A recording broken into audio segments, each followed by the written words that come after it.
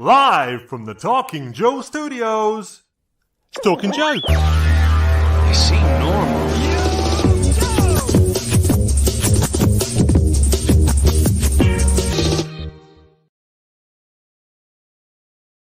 Hey, Talking Joe fans, it's Mark here. You are watching the Golden Joes Awards for the Devil's Due. We're going to be talking about issues 1 to 25 as a little bit of a retrospective, selecting our favorite components for a number of different categories. And I'm joined by many prestigious guests today to go through these special issues and pick out what we like and what we don't like. If you're watching live, you can join in and leave us a comment. For example, Sergeant Slaughterhouse is on board. So good to have you. We've got Matthew. Hey, Matthew. And we have got people ready and waiting to come in and talk to us. The party is getting started, as is pointed out. So who have we got coming up first? It is one of our regular presenters. It's Tim. I really want to talk. Here we go. I really want to talk Joe with you. It's a real American Tim. American Tim.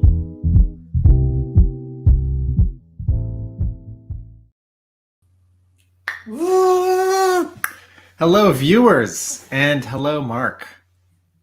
Good to have you, man. Let's jump on in with the next person. J.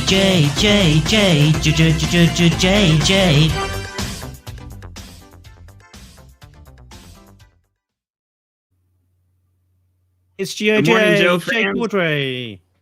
I'm excited. I'm nervous. I feel like I'm on the red carpet. I've never been to an awards show before. I'm getting ready to hand out these Golden It's Joes. quite a tuxedo you've got there, Jay. I try to, keep it relatable to the common man.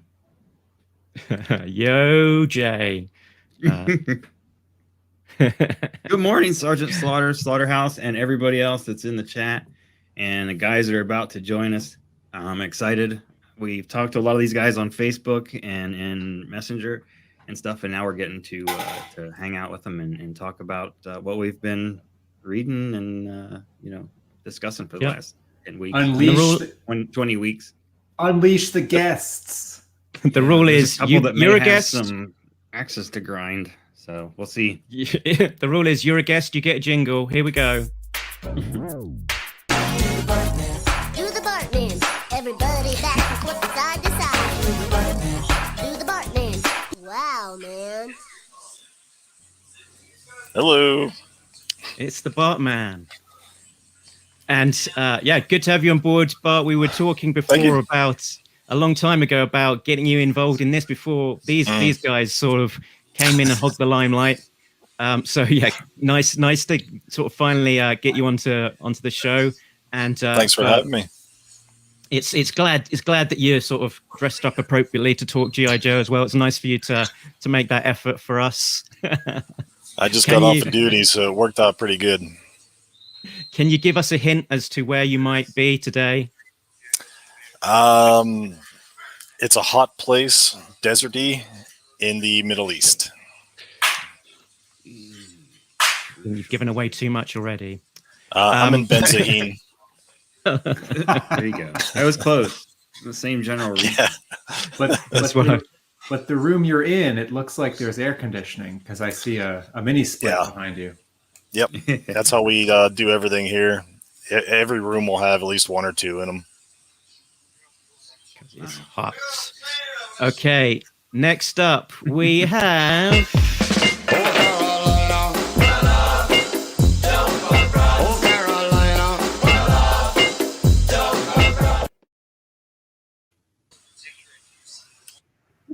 How the hell did you find that? Hello. Did that work for me, for you guys? I'm here. Saw the first couple seconds. Let's try that one again.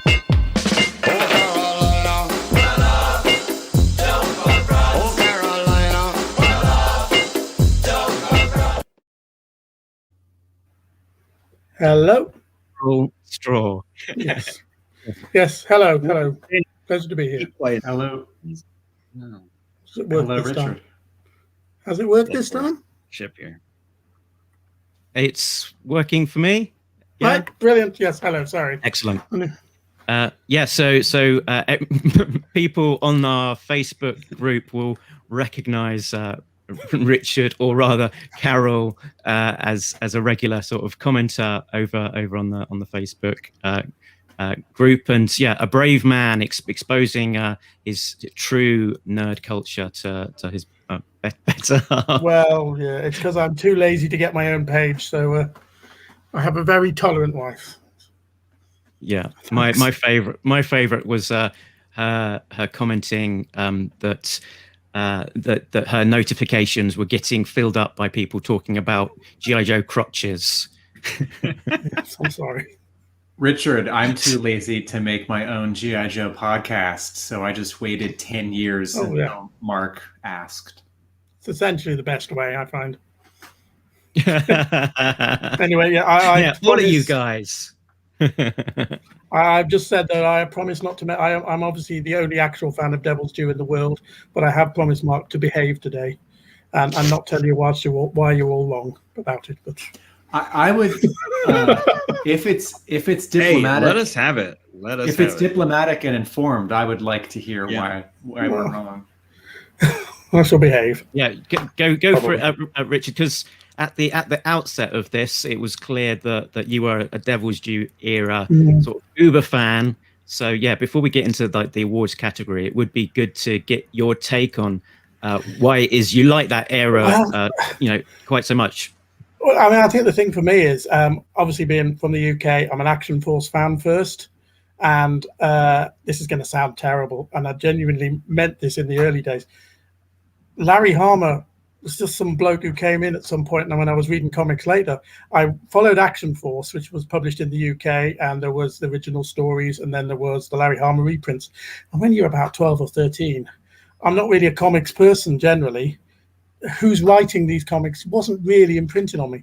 And then I went away from it for a long time. I turned about 14. I'd like to pretend I got involved with girls, but I didn't. I just became a Doctor Who fan, and I forgot all about it. And then I picked up a comic in a comic store in about 2002 that was G.I. Joe, and it was Devil's Due. And I hadn't really read the Larry Hama stuff. And Devil's Due, I followed it. It's literally the only comic I've ever created. And, well, I'm sure we'll come to it. I'm sure there's 100 reasons why you're absolutely correct in so many of the things you said you don't like about it. I'm not arguing it. I'm sure you're absolutely right in the way you're looking at it. But to me, this was G.I. Joe. I went back and I got the Larry. I mean, of course, Larry Hama is G.I. Joe, but to me, for a very, very long time, G.I. Joe was Barrel Roll and Kamakura and Blaylock and all of that.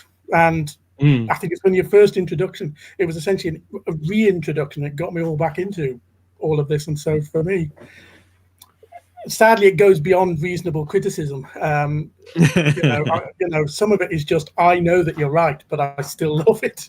So I don't know what to say. It's got a connection. Got me back into G.I. Joe and Action Force and all of that. So I just love it. I just do. We've got to come in here. Don't forget Firewall. Do you even love Firewall? Firewall's okay. Demon, that was okay. Killing him was fine. Okay. But, Bart, Bart, what is your connection with the Devil's Due run, or the comics that came before?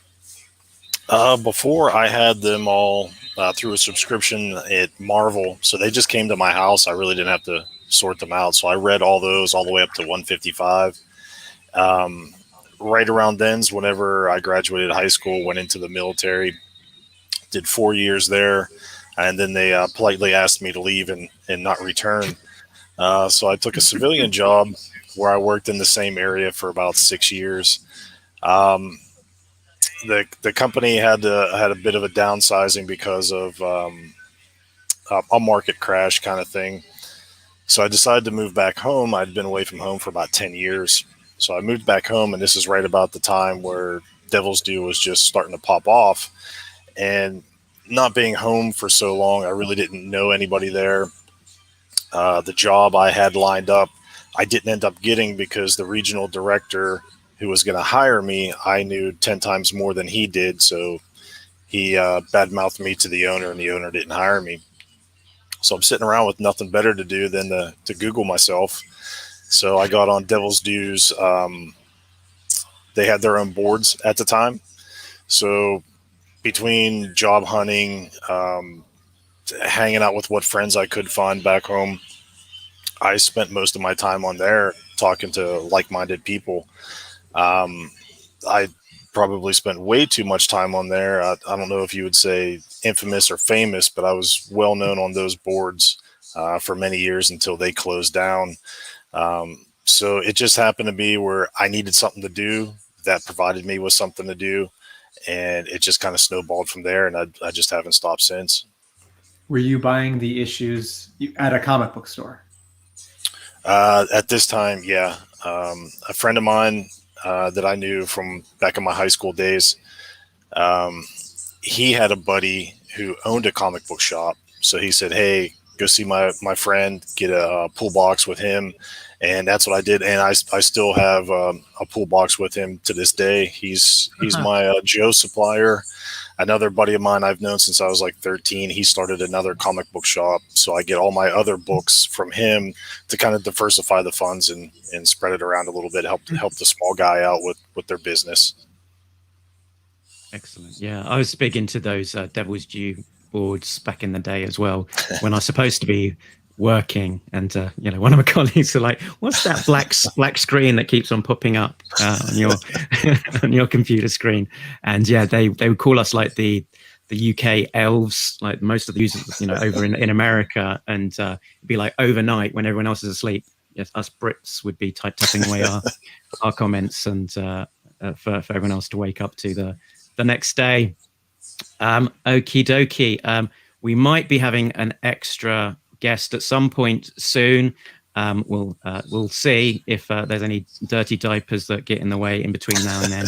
But otherwise, I think we are good to go with the award ceremony. So let's go.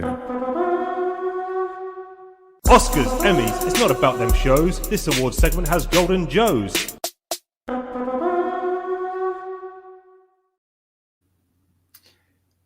Mark, there we go. Tell us about this photo of these 3 storm shadows. So this is some crazy limited edition golden storm shadow and silver storm shadow that were made available that, I don't know a huge amount about the backstory of, but they make for a nice Oscar-esque image to represent our Golden Joe Awards, I think. Were these a Hasbro release in America? I'm not entirely sure, to be honest.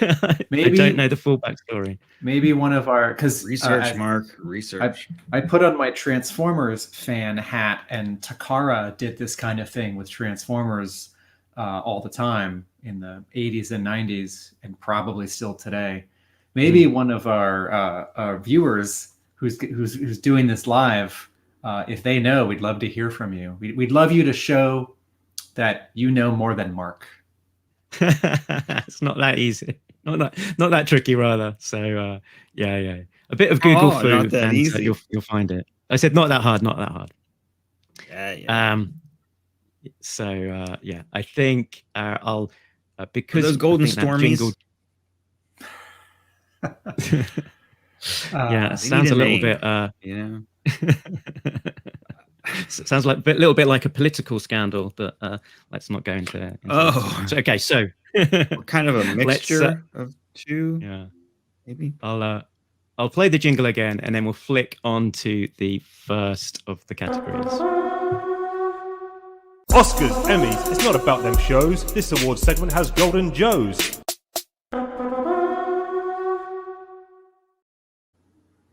Okie dokie. So first out of the gate, it is Best Cover. So for Best Cover, nominations are issue 1. Quite iconic there from J. Scott Campbell. We have also got issue number 6 there, representative of the Zek Ovra. Issue 24, I think this was a nomination from Richard, Tim Seeley. And finally, issue 25 from Bado. Oh, my eyes. Too bright. Bright.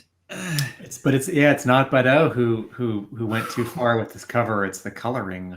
Oh, heavens. Well, I'll kick it off with a brief reaction to the first two. I do like that J. Scott Campbell cover. I wonder if it lowers a little bit in my estimation for being a partial cover homage.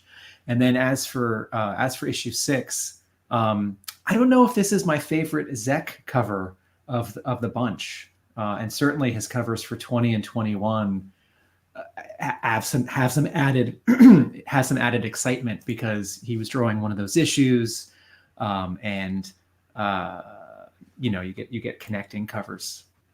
So if I'm going to pick one, it's going to be one of these first two. But I might vote for something that's not visualized right now.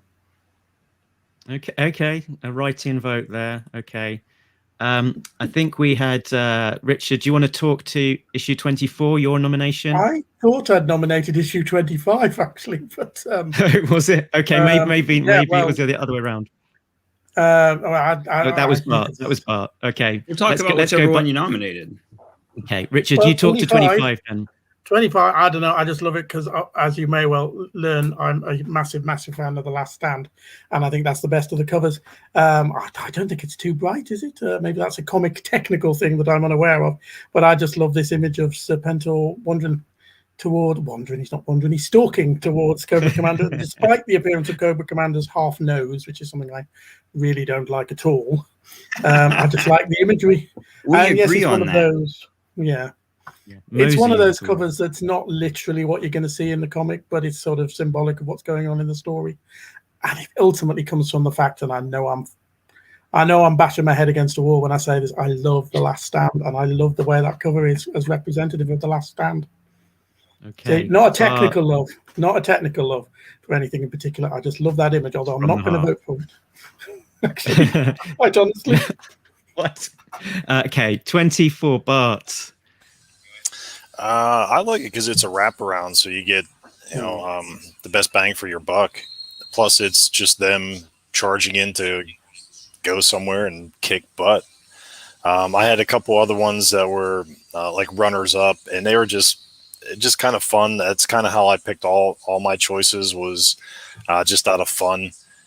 Everything leading up to the last arc, I thought was just him trying to get his feet underneath him. I didn't necessarily think the writing was all that great, but he did have some interesting stuff.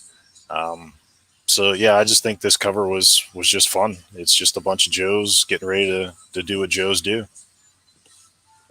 Very good. Okay, let's take a vote, shall we? I'm going to get out my pen. Let's have a show of hands. Who would vote for number 1? We got a J and yes. And also a Mark, I think. So we give that one 2 votes. I think it's an homage, but it's its own piece as well. And I think just instantly classic, and the fact that it was the number 1 and launched this era as well, sort of a bit of a nostalgia factor there. Any votes for number 6? We've got a 1. I told you I was going to vote against my own choice. Because I've forgotten that one. Anyone for 24? We got Bart. And I think Tim has not voted yet. I think I'm going to vote for 7 or 8. A Zek cover with 7 and 8. One of them, Beachhead, and then one. Yeah, that's Beachhead, right? So much personality. And then Storm Shadow ending the phone call for Hawk has so much menace. So yeah, insufficient buttons on the phone though, Tim. Yeah, I had 7 as a runner-up. And then the one that was, I think 15 was the one with the photo with all the buddies like arm in arm. Yeah. Yeah, it's a fun one. Or okay. was that? It So was I either think- 14 or 15. One of them. Yeah. I think, I think number 1 just takes it by a smidge there on that one. But Mark, are you voting or opinions are you just officiating? I'm voting as well. So my vote was for number 1. Maybe did I miss somebody from that total?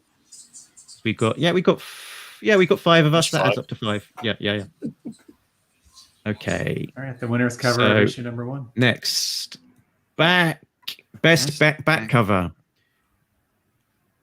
So we have got a lineup of several of the of my favorite pieces from David Michael Beck here, and a sort of a really key part from that Devil's Due run, and what set it apart was kind of the production values that they took. They really invested in adding these onto the book, with additional cost when they absolutely didn't need to. So it was always fun to see what Beck was gonna come up with and what character he would feature. Tim, do you want to chime in? This was not a category until yesterday when Mark and I were chatting, and I said, I think I'm gonna sort of vote away from your 4 nominees for best front cover by just talking about David Michael Beck because he's so important to this run, and it was a cool extra thing that Josh Blaylock did in including that work. So I'm going to take credit for this category, and I am voting for one that we see here. I'm voting for. Can you remind us, Mark, which issue numbers these are? Ooh, I didn't write that down. Oh, never I mind. think this is the Snake Eyes is definitely number 8. issue number 1. But yeah, I can't. Storm Shadow, I think, was the first issue that he appeared in, and Cobra Commander was probably number 3. But yeah, so let's go straight to the votes. Show of hands again for Snake Eyes. None for Snake Eyes. It's an iconic piece. Anyone for Storm Shadow? No one. Cobra Commander? Landslide. Gorgeous. Because Firefly is 3, there. 4, 5. Gorgeous use of light. This is David Michael Beck's best G.I. Joe image. I think I actually have this as a poster. Back in the day, Devil's Due was putting out a bunch of covers as posters. And at one point, I guess they weren't selling, and he marked them down to like $1 a piece. And I probably bought 20 of them. So I got all kinds of different posters. Wow. I think this is one of them. Nice. Excellent. And we talked to Chuck Costas the other day about this Baroness piece again, because he owns the prelim piece where her hips were lying at a slightly too seductive angle. So he's got the unused one that we looked at. He's got the pencil prelim, which was then also painted up as a separate piece as well. So there's sort of 3 iterations really of this out there in the wild. Okay, what do we have up next? Best new toy tie-in. So yeah, Devil's Due era, they did try and focus in on the toys that were coming out in the day and keep it current, even though they didn't necessarily have to. But hats off them for sort of carrying on in that tradition of focusing on the latest toys of the day. So what have we got? We have got the new Hiss 4 tank with the rising front, making its grand finale. Big entrance there in that scene where they're taking on the Russians. We have a nomination there from Richard for this one, Crosshair, which I allow, but it's sneaky because he's got a one-panel appearance in issue 25, I think. It's a good figure. Actually, do you want to, while we've got it up on the screen, do you want to talk to it? I must admit, I'm again not going to vote for my own nomination because something better's come up. But I think the better toy tie-ins are actually 26 onwards.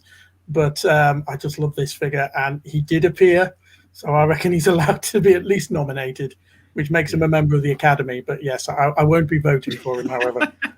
So I don't know why I did it. Richard, can you help us out a little bit? What year is this figure from? Is he one of the figures? Lord.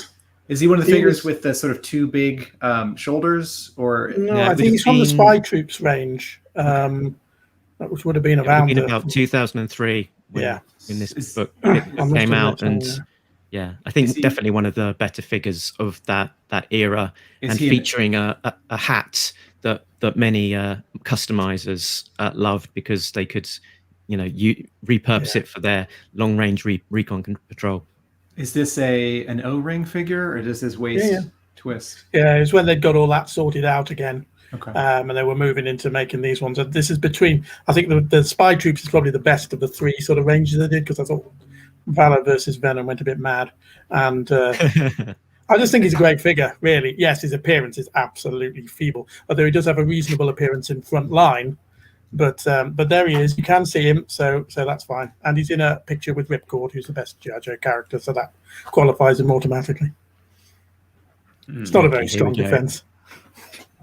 Next up, we've got a Duke who was the first crowbarring in of a figure. This was the limited articulation kind of first wave that was coming out when the book was launched. And Duke is out of his suit and tie and into some new duds for the finale of the first arc of the series in issue 4. Next up, maybe a controversial choice. It's I'm going to add our next guy into the stream actually, because he might have something to say about this. It's let's find his jingle actually, and then I'll add him in. Body like an S-job party, shake your toy from side to side.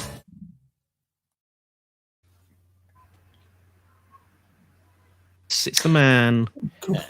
Just in time to talk toys. Yo, Joe, everybody. S-job, what's happening? Welcome. Hello, Jay. Hello, everybody. Hello, Richard. Hello, Tim. Bart. How are What's you? up, Mark? Tell us how apologies, we're wrong I'm about half an hour late. My computer has shat the bed. Honestly, I was watching the little wheel turn for 30 minutes. But don't worry, I was watching you guys on the YouTube. So I'm well up to date. And yes, why is that a controversial choice, Mark? Tell us how we're wrong about the that. wildfire. We haven't said anything yet, but I know we're wrong because you're here. I just, it's quizzical that, I think it was an error that the wildfire was the name used in issue 3, its debut in the swamp. Yeah. Mm-hmm. Because it is the Night Attack Chopper. That was in that first wave of like 2002 G.I. Joe versus Cobra toy line. And it's a damn fine toy. It's weird as hell, but it's fantastic. Can you be a little more specific about how it's weird? Some of us haven't held one or haven't held one in 20 years. The weirdest part about it, and I find no real world precedent for it, but each of the rotor blades, if you can imagine like a 3-pronged swastika, each of the rotor blades have a bend to it. So you've got these 3 bent rotors, and they don't unbend. It's not like it's a feature that it kind of folds up. Mm-hmm. They actually spin with this kink to them. And then if you look at the initial art, my goodness, is this a helicopter or is this one of the craft that the Kryptonians use in Man of Steel? Like it's very organic, very insectoid. Very buggy. I think this was the controversial element of the choice is that, well, it was because we're calling this best new toy tie-in, and the Night Attack Chopper at the time I think was quite well received. It's a cool looking vehicle with some great features. Sound attack. Okay, putting that to one side for now, which is the controversial elements, because it added awful blocky plastic protrusions onto otherwise very svelty accessories. The Night Attack Chopper has a handle at the bottom that when you pull it, the rotors start spinning. So cool. It also triggers an engine sound. And then it's got a trigger that you can pull out of the main body of the craft. And once you fold that down and pull the trigger, the wings deploy. And if you pull it again, they fire missiles out of those pods until they're all spent. It is mind-blowing, the kind of engineering that they included in this toy. It's really a hidden gem. The Tomahawk can't pull double duty at every turn. I mean, the damn thing doesn't have doors. This has doors. It's got doors. What's the plane from like 92, 93 that has the handle, the trigger? The Ghost Striker.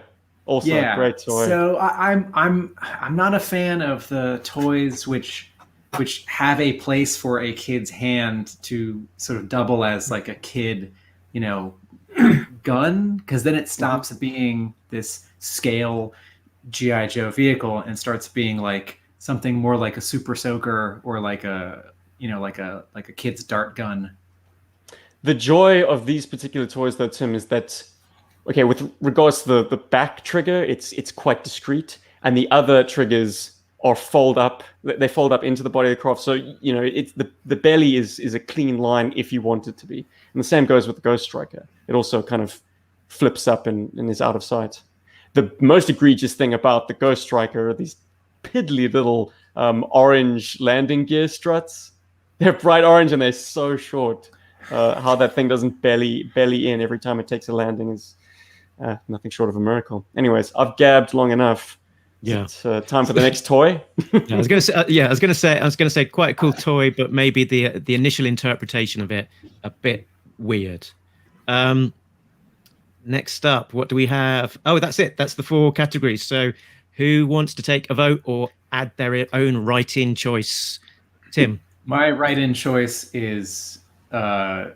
Joe Strike File issue number 3 is best toy tie-in, because early on in these first 2 years of the Devil's Due era, that's Devil's Due making its biggest statement. Not one panel here, one panel here with the wrong name. That's them making their biggest statement about the toys. Okay, so here we go. The write-in category has been added in, Tim. So let's have a show of hands. The new hiss. Who have we got? We've got a Bart, and I think I'm going with that as well. I think it was cool. So let's add in a 2 there. Crosshair. Got to go with Crosshair. Okay. Feel the Crosshair Jay power. is voting for it, and Richard is not, despite it being his choice. Duke, any love for Duke? No. Can we like no more cast Duke. negative votes? I do want to say that Duke Cobra Commander 2-pack has a certain nostalgia for me, because even though they weren't that posable, it felt like Hasbro was really paying attention to the brand with this line, with this 2-pack, and the way that they're posed together in the package. And you have instant play value. You're a kid, you get 2 characters, you get a good guy and a bad guy. So yeah, I don't love the lack of ball socket joints, but other things about this figure make me happy. But I'm not voting for it. Okay, and who just laughed at ball socket? So last up, I laughed at you laughing. Last up is the Wildfire. Not last up. We got a write-in vote. Oh, sorry, we've got the write-in vote. So we've got Wildfire. Who's voting Wildfire? I had totally forgotten about it. 2. Crosshair. So nice they released it thrice. And if my maths is right, then we've got 1 for Battle Files number 3. So we've got a tied vote for Hiss and Wildfire. So does anyone want to change their vote to swing it to give us a winner? How about we put it out to the comments thread? Okay, comments mean that Wildfire wins. Okay. If I'd changed my vote, it would have gone to Crosshair. That would have created the same problem. So. Is it possible for them to release a Hiss with a more exposed gunner than the Hiss 3? Or is it the Hiss 4? Like he's literally just sitting in a nice cradle on top of the thing. At least in the original Hiss, the guy had half of his body concealed by the vehicle. But yeah, that Hiss is Such garbage. So the wildfire has it. Tell us how you really feel. I almost chose the wildfire, but since the names didn't match, I didn't really see it as a toy. Okay. Technical foul. Now we come to an actual tough one. Oh no, Best there's interior artist. there's a typo in the marquee. Now, play What is the it? Nit-pick theme. A ruthless in terror artist. You know what, In terror. Mark? If only the I here had serifs, Maybe it was stood out then. Yeah. then Okay. Right. First up, Oh, we my. have everyone's favorite, Steve Kurth. Like him or loathe him, he did give some quite dynamic panels, such as this one when we see the big entrance of Cobra Commander. Tim Seeley from Richard's. Richard, what is it? What is about Tim's style? Do you think that I resonates? don't know. He's so just much with you? straightforward. This is going to sound so negative. It's because he doesn't look like all the others. I find people like Kurth. I don't like that muscly look and weird, strange faces. I like Seeley. I've heard the comments that have been made at how he looks like other things.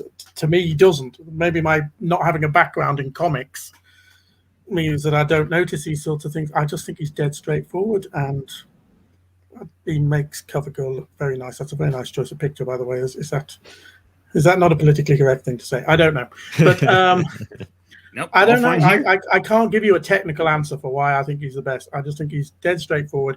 He's not grossly exaggerated like I find one or two of the others. And again, maybe because it may just be longevity, he just became the artist that I associate with the stuff, with the band, with the comic. He's a nice guy too. I've met him several times, had many conversations with him. Super nice guy. Excellent. And yeah, we're sort of looking at this with the lens of issue 1 to 25. Obviously, he did do certainly a lot more work in subsequent issues as well. So I guess in terms of looking back and our nostalgic memories, that possibly that might play a factor. Okay, and then who's next? Brandon Bado, splash page there from issue 20, and Mike Zeck.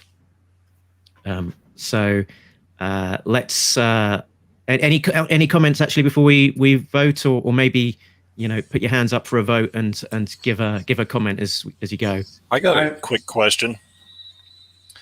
Mike Zeck, does anybody feel that he fell off a little bit from the Marvel run?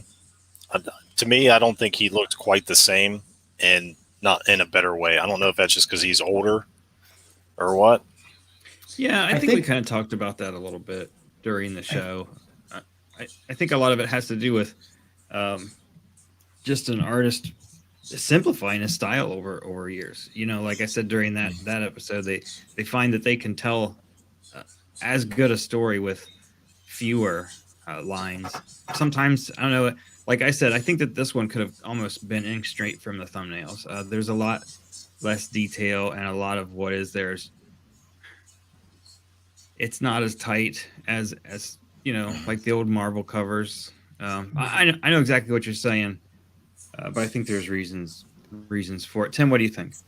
I think in our collective memory of Mike Zeck, sometimes what I do is I think of his covers and then I compare them to the interiors of this issue, which isn't a fair comparison. The fair comparison would be like Punisher #1 and Kraven's Last Hunt, but so many of his projects were compromised by changing deadlines, like editorial sort of ruining things. And Punisher #1 is 1985 and G.I. Joe 21 is decades later. So it does not look the same. I'm gonna not vote for Mike Zeck here, sort of as an honorary statement that though he obviously drew an issue of G.I. Joe between 1 and 25, it was, and I mean this in a nice way, it was a stunt. And I don't associate Mike Zeck with Devil's Due, despite the fact that he did a few pinups in Strike File, he did a few covers. and he came back for this wonderful issue. So like he's a Devil's Due artist with an asterisk. So even though I love this issue and it was amazing that he came back, and kudos to Blaylock, I'm going to vote for Jamal Igle, because sort of because I like to create discussion. Pound for pound, his work was the best in terms of character acting, finding a middle ground between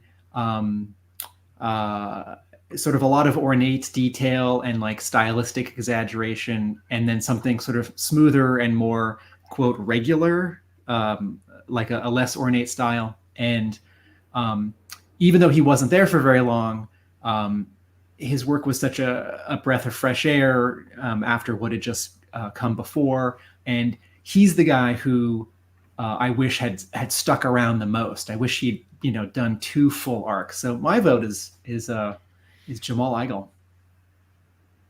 Okie dokie. Okay, so am I allowed to say, and this is going to be terrible, gents, so just cover your ears for a moment.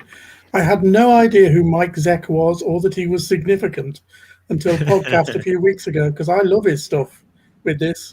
But I had literally no idea of his significance. Is that, are we allowed to say that? Is that why I'm so forgiving of him? Say whatever you want. We all have blind spots. I was just asking what the name of the other helicopter, what the handlebar is, and I'm sure fans are like, how can Tim not know a toy from 1993? Yeah, and I mean, I guess for people who first discovered Joe through the UK comics, through the Marvel stuff, like reprints particularly, I don't think we would necessarily have the exposure to all of that original cover art, because a lot of the time it was not using the original covers. It was specially created art by UK creators. So yeah, I don't know that we necessarily got to see all of Mike Zeck's covers the first time, first go round. So it's, if from that perspective, I guess it's probably a fair blind spot, but there's also a critical mass that builds if you are an American comics reader in 85, 86, 87, because Zeck is doing G.I. Joe covers. He's doing Marvel Tales covers, which reprints issues of Spider-Man. He's doing Punisher. He's doing Secret Wars. And he in that span of 2 or 3 years, he becomes like one of the top Marvel guys. And so just as Mark said, that might get diffused as those things are not reprinted or reprinted differently elsewhere. Okay, shall we get to the vote? And if you want to chime in with any additional comments as we say the names, then please do so.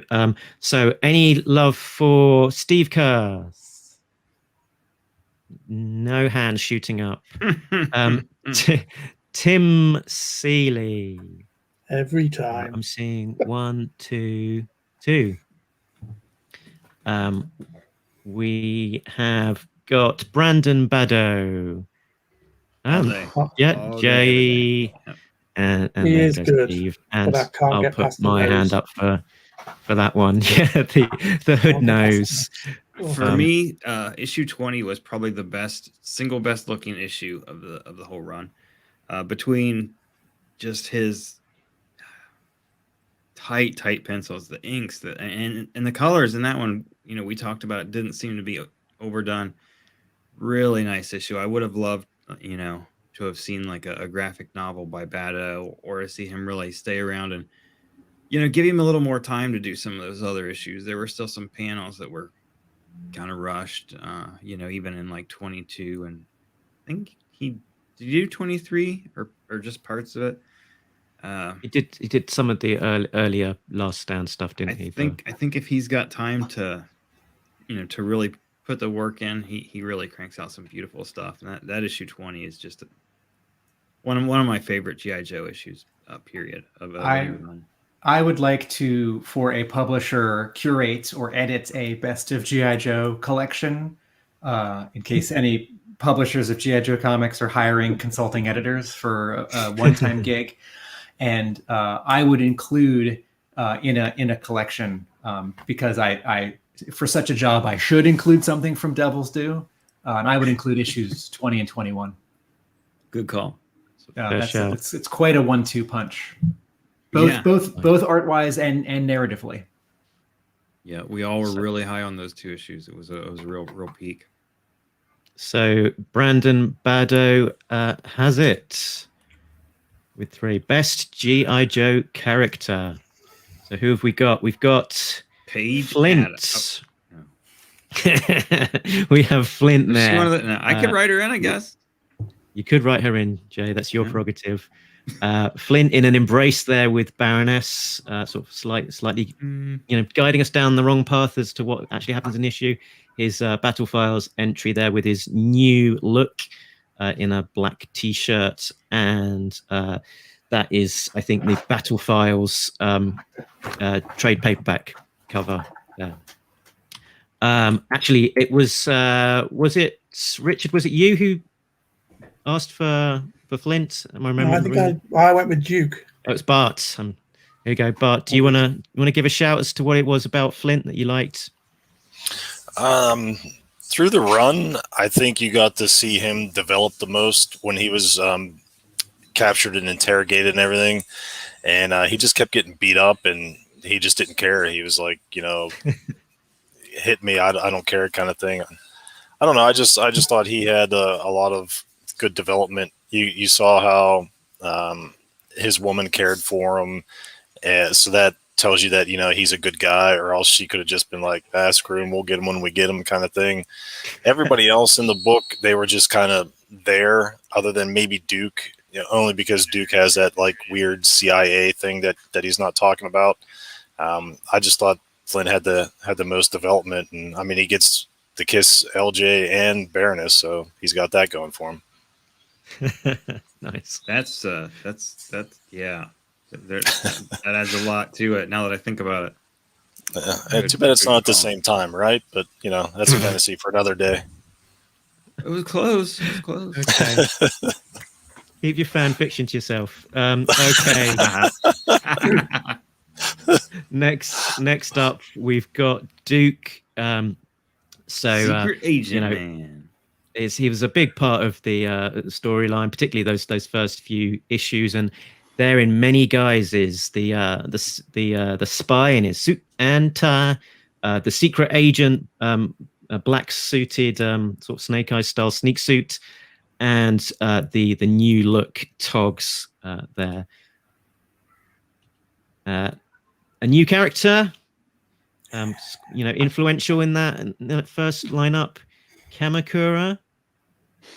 But we're this far in, and we don't know anything about this character. Hardly. How can anybody?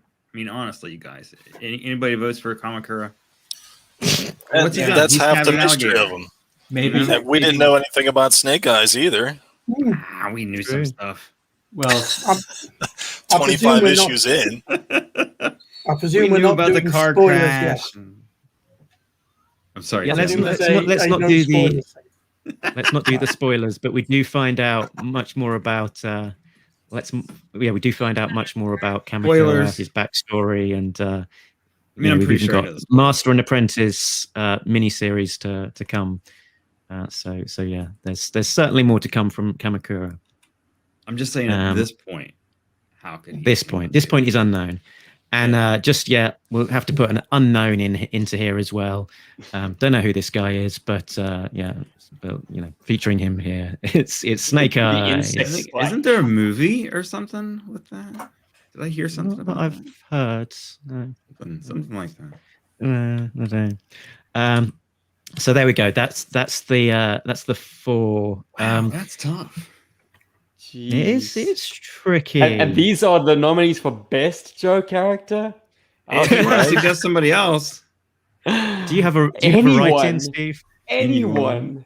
Oh man, Scarlett, just for her groan-worthy antics throughout this run. I don't know, guys. You're not going to pick these guys are Crosshair? all bloody douchebags.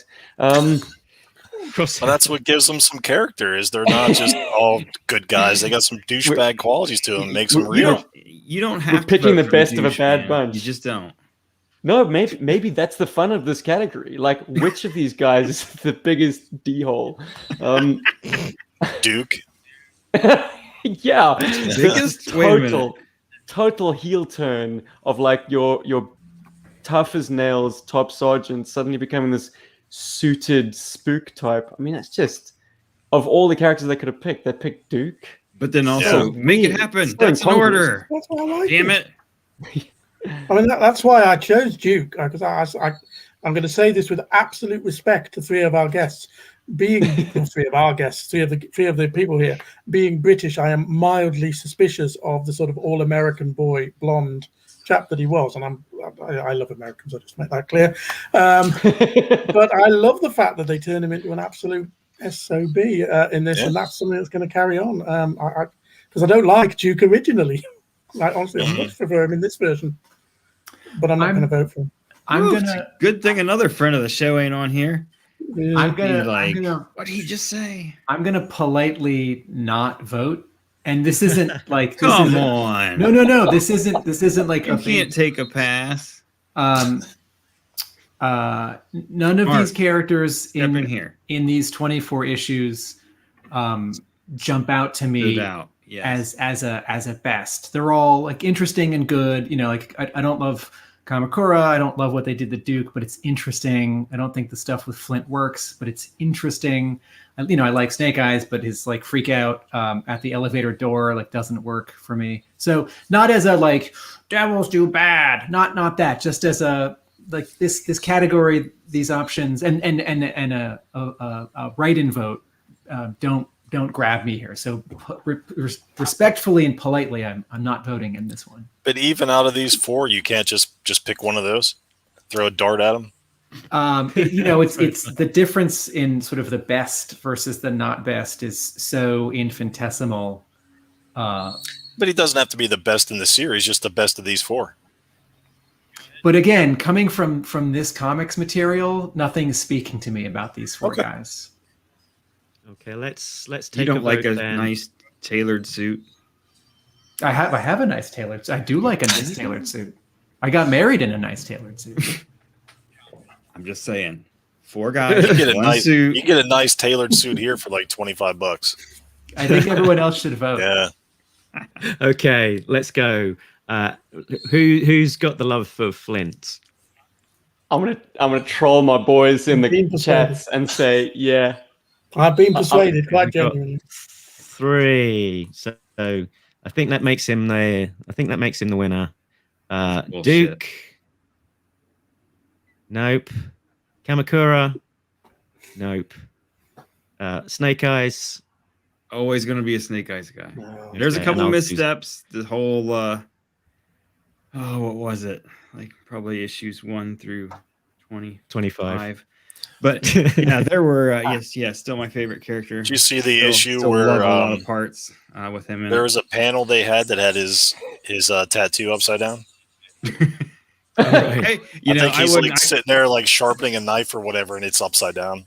Honestly, I wouldn't even. I bet you the guy who goes to conventions and he points out guys who have their tattoos the wrong way. You're that guy. There's a guy here on base has one. I went to stop him the one day and talk to him, but he was beelining for somewhere, and it was like 120 degrees out, so I said, screw it. I know it's been said the on right way around. the episode. Yeah, was it? Who's no, it was the correct way. Who's voting for Duke? No one's voting for Duke. So we've got two basically for Snake Eyes. Snake Eyes. And there's there's a lot to like about the Snake Eyes as well. The elements of the design are pretty cool. The taking parts of that classic V2 and having the trench knife on the front, adding the Arashikage symbol onto his arm. And he's a big part of this storyline.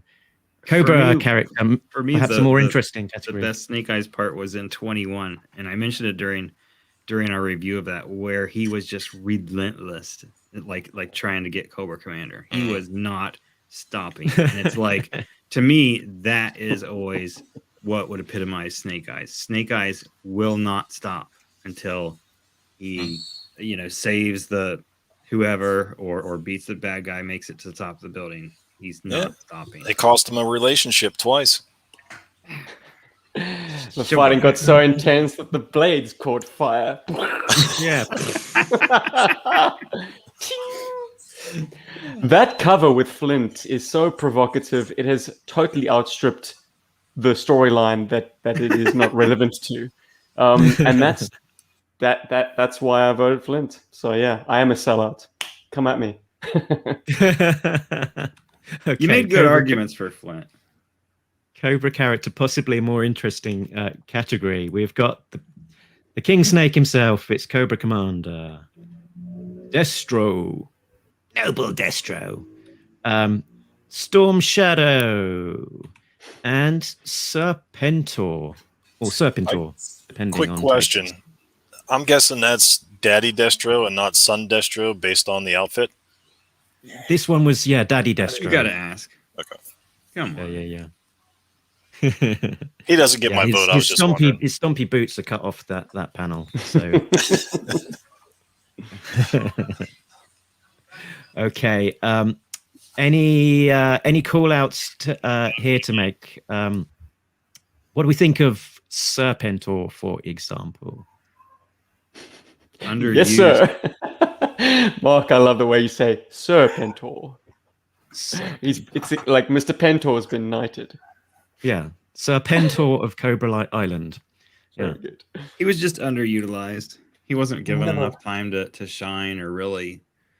I don't know. I know Richard loves that flat, undynamic artwork, but it would have been great if we could have had some oomph to those pages. But yeah, he just was. Serpentor wasn't given enough. For me, the one here that shined, and somebody else mentioned it earlier, was Cobra Commander. Was just a badass. Almost every chance that he got throughout the entire run, this was not the sniveling, cowardly, Cobra Commander from the cartoon. This was He was my submission. I don't know if anybody else submitted him. I did, but for those exact reasons, he was just an ass kicker the whole way, ruthless. I mean, Nobody shoots my son except me. That was awesome. Yeah, that's what we want to see. Yeah. I never ever liked Cobra Commander, but in this, just better than every one of them.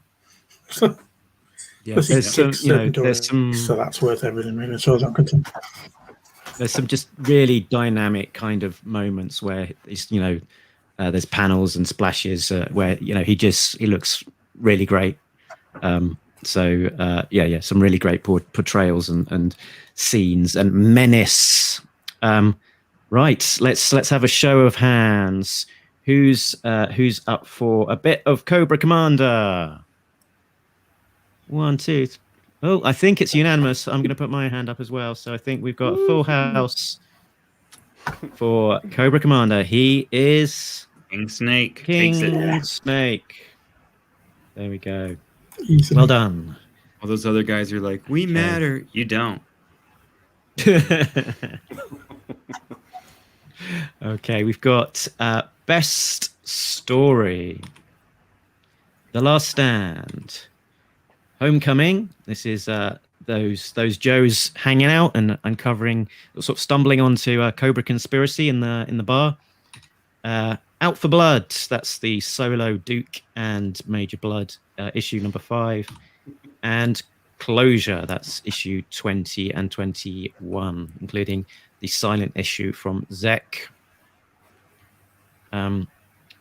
So who was it that selected Homecoming? Who wants to give that one a shout out? Volunteers? No? I can't remember who asked for it. Okay. The internet just asked for that one, I guess. I don't know. Yeah, okay. But yeah, I think I gave it an honorary mention. Maybe it was your honorary mention.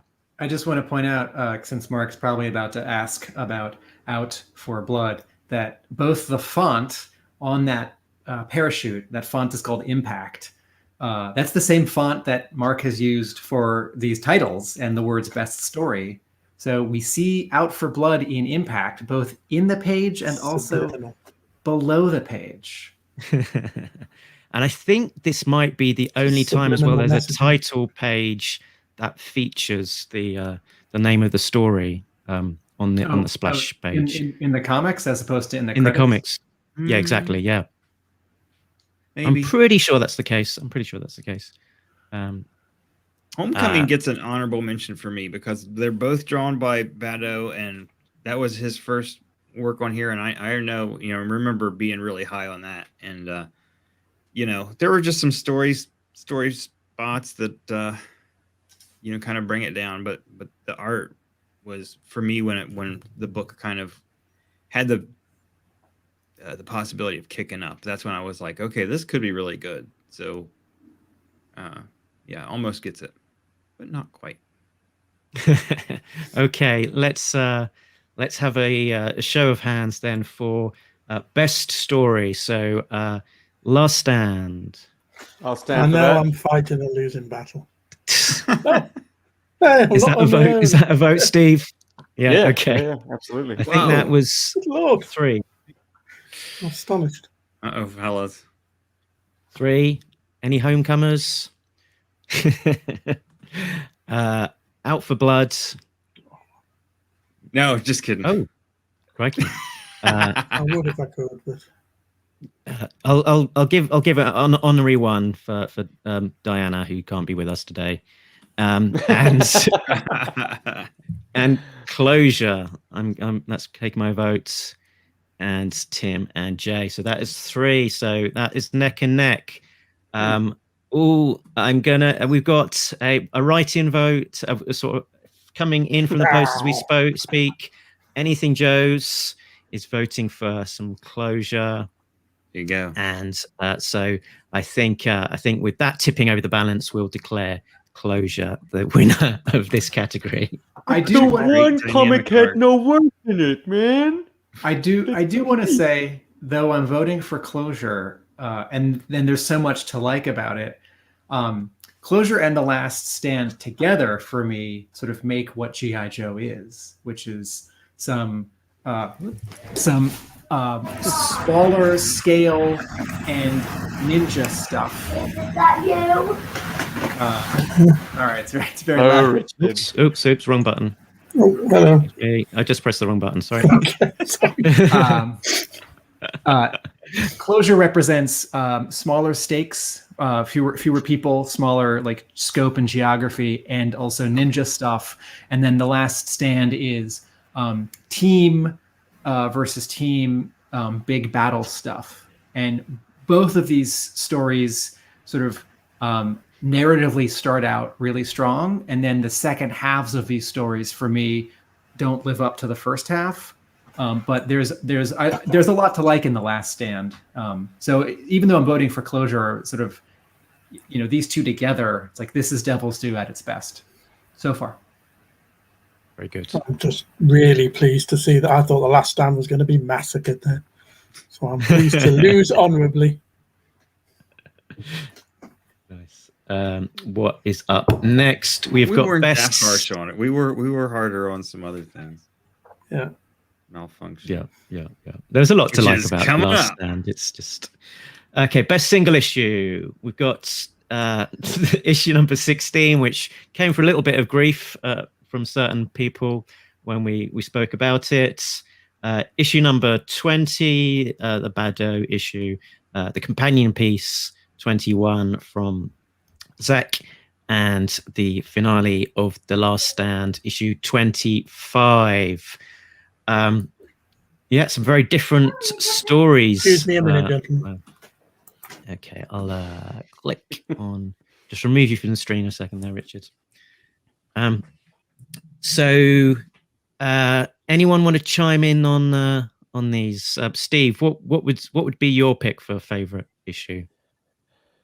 I have to admit, I didn't really connect with any of the nominees particularly. I guess what really, if I may talk a little bit about what characterizes Devil's Due for me, is any instance where we feel like we're dealing with a Joe team that has just recently been cobbled back together again after not being active for a passage of time, which is why Reinstated will always stick in my memory. It's not a perfect series of comics by any stretch, but that is so memorable, and that's what the early Devil's Due run added to the G.I. Joe mythos, that G.I. Joe can be mothballed and then come back into the fray. But if I had to pick one of these 4 contestants, I think for the reasons Tim mentioned in the previous category, the personal story that we see play out in 20 puts it on top. Storm Shadow needs help. He reaches out to Billy, pulls in Snake Eyes and that sweet, sweet dragonfly that he's got parked out back. I mean, come on. How cool is that? And yeah, they rush in to help an old friend. Yeah, that's a good book. Okay, very good. For me, I think I'm quite torn apart between these ones. That I think I'm almost leaning towards going for issue 16, which possibly isn't the one that I had the favorite, the highest vote score for when we were reviewing, but it sort of stands out as a very different Joe book, and where they're really trying to sort of do their own thing and sort of have that X-Files style sort of investigation into a mystery, and sort of really trying to seed some mystery and some plot threads which can then be picked up later on. So while there were elements of the execution that were possibly a little flawed, I did enjoy. What, you didn't like Spirit and Covergirl having some banter? Little bands, yeah. Ooh, what's that all about? Yeah, don't know if that those bands quite fly in our modern era, but yeah. That aside, I did like the way that Seeley interpreted Spirit, and kind of tried to make him a more distinct character from the rest. But all of that said, I think I probably would vote issue 21 just for the pure specialness of having Zek interior art. But yeah, I think a close thing between 16, 20, and 21 for me, to be honest. Anyone else want to chime in before we take a vote? I actually considered 16 just for the same reasons that you did. When I saw your what our nominees were for this, because I remember that was the first one that I read that I was like, I want to read the next issue and see what's happening next. So it really grabbed me in a way that a lot of the other ones didn't.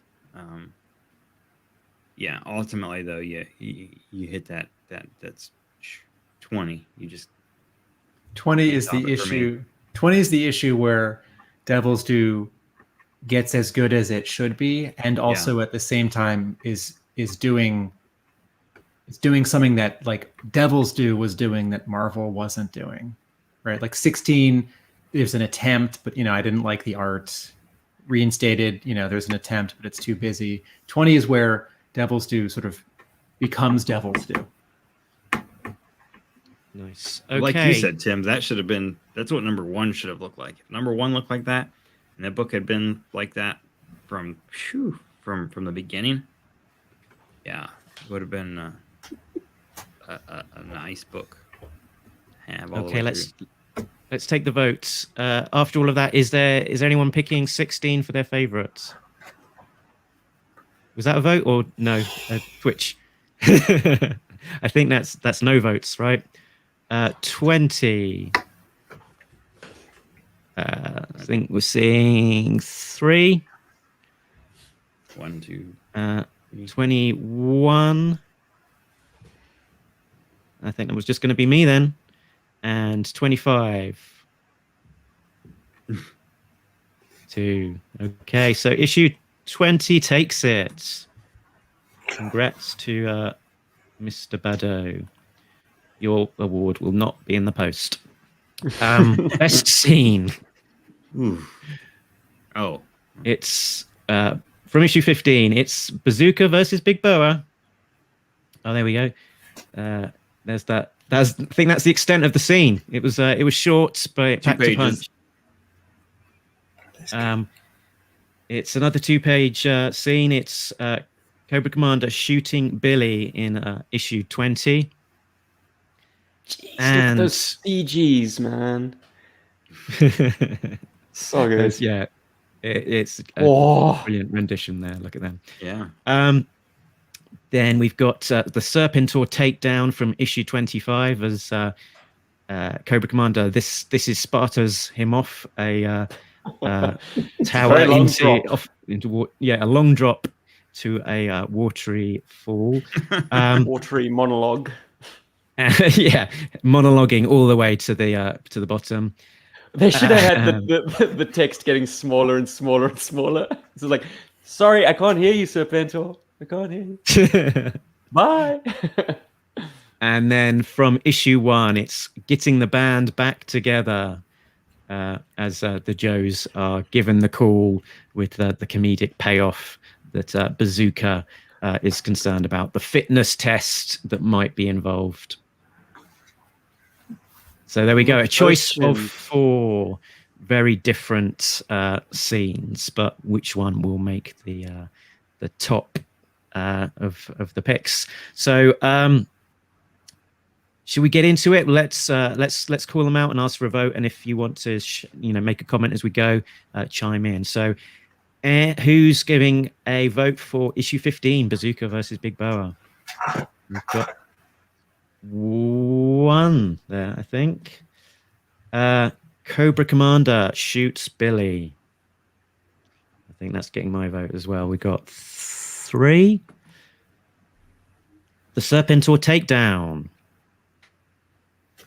Every time.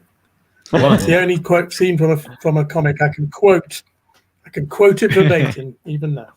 That's cool. Crikey. It's about me rather than the scene, probably. And then issue 1, getting the band back together. Well, after the spiel I gave in the last category, it's gonna be me. So divided opinions there, but Cobra Commander shooting Billy just about takes it. Mm-hmm. And then on the inverse, it is the worst scene. So who is getting a little less love?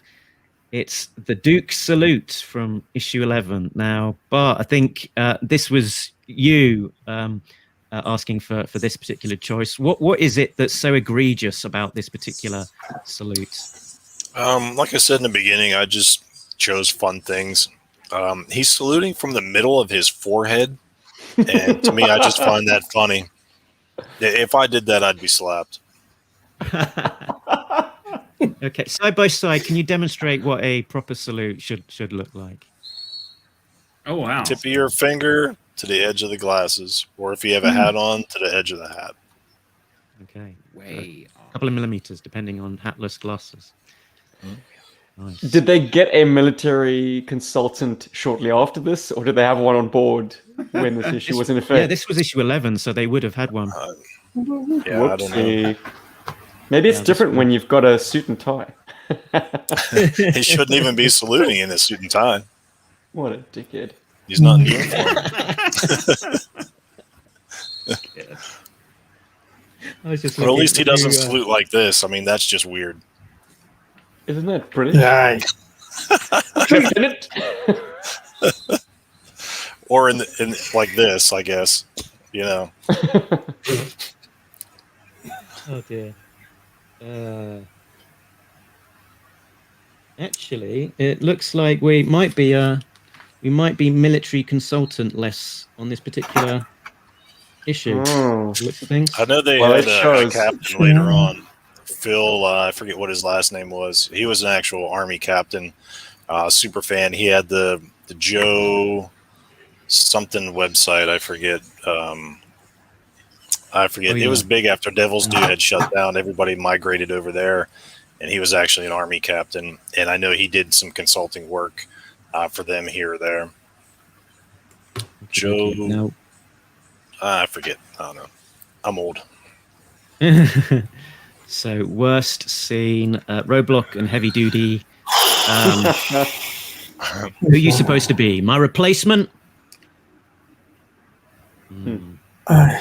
Yeah. If it's a classified figure, they're the same person. Right?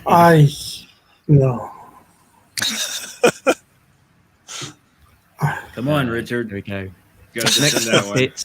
It's awful. Tell us why it's good. I'm not politically correct. I'm really not. I'd probably be in dead trouble with a lot of woke people nowadays. But it just feels weird. It makes it feel like interchangeable black guys, and it just feels really uncomfortable. Yep. I don't know what it is. It's just not, especially as heavy duty. He wasn't a heavy machine gunner. It's not even accurate in terms of what they did. What if they took heavy duty out and put double blast in? That would have made it even worse. I don't know. It just feels slightly uncomfortable by any standards. And this, 19 years ago, different times. But even then, it felt a bit weird. So I don't know. It's a bad joke. And the movie, they were cousins. Oh, yeah. Issue number 9. Snake Eyes loses it and shoots up an elevator who has done nothing to him. And issue 20, it's Scarlet entering the Olympics with a ring toss. Clack, clack, clattering down to the ground. Looks like she might be sort of in cosplay as, is it Fairchild from Gen 13? Yeah. As someone who thinks about sound effects a lot, I've got a new reason not to like this scene. A sound effect for a ring bouncing on a floor would be like TING, or CLINK, but not KLAK. KLAK is like dropping a hockey puck on a wooden floor, or like a couple of wood boards on a wood floor. This gets my vote. Jeez, Tim, I thought you were going to go for the fact that dropping a ring on the floor gets a sound effect, but punching a hole in a wall does not. What about having the flag displayed improperly? That flag's backwards. Oh, no. They're charging into BattleBot. No, not that kind of. Bart, the stars go on the other side. Bart, I think that's a mirror, and the flag is on the opposite wall. Okay, I'll take that. There we go. No prize in. Just trying to get Devil's Due out of this one. This gets my vote. Who else votes for 20? Okay, let's see. Let's take the vote. So because Tim is so keen, let's work back to front on this one. Who's voting for the ring toss? We've got one for the ring toss. Yeah, I think I'm going to add my vote, actually.